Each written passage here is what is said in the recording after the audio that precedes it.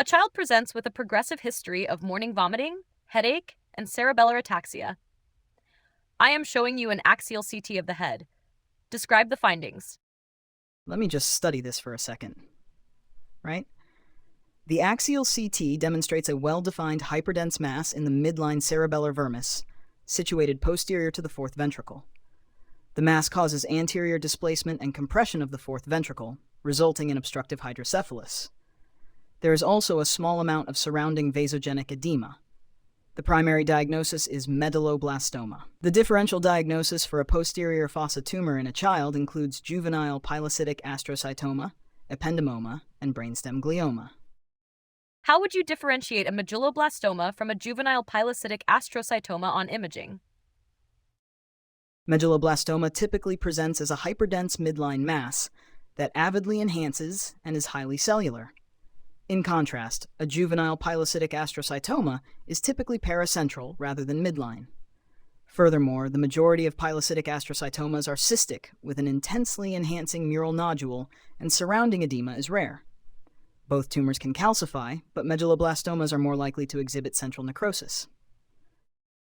I am now showing you MRI scans of another patient who presented with similar symptoms. Describe the findings and state the most likely diagnosis. These MRI images demonstrate a mass arising from the floor of the fourth ventricle. A hallmark feature is its plastic growth, where the tumor squeezes through the exit foramina of Luschka and Magendie and wraps around the brainstem. This is well demonstrated on the sagittal and axial images, along with the resulting obstructive hydrocephalus. The tumor also has a heterogeneous appearance. Additionally, the obstruction of CSF flow has led to the development of a syrinx in the cervical cord.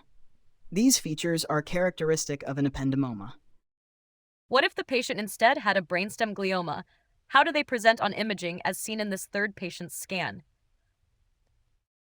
As seen in this sagittal scan, brainstem gliomas typically arise within the pons and can cause marked pontine expansion.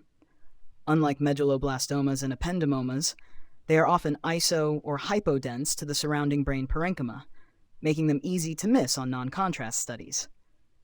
Enhancement is usually absent or minimal, as seen here.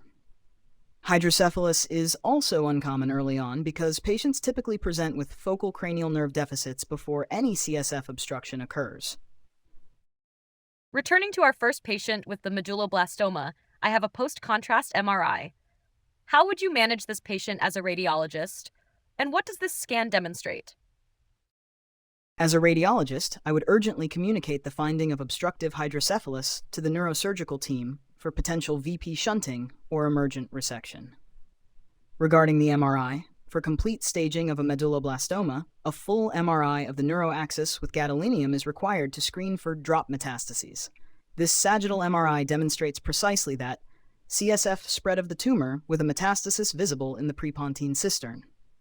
Finally, I would refer the patient to a pediatric neuro-oncology multidisciplinary team for comprehensive management.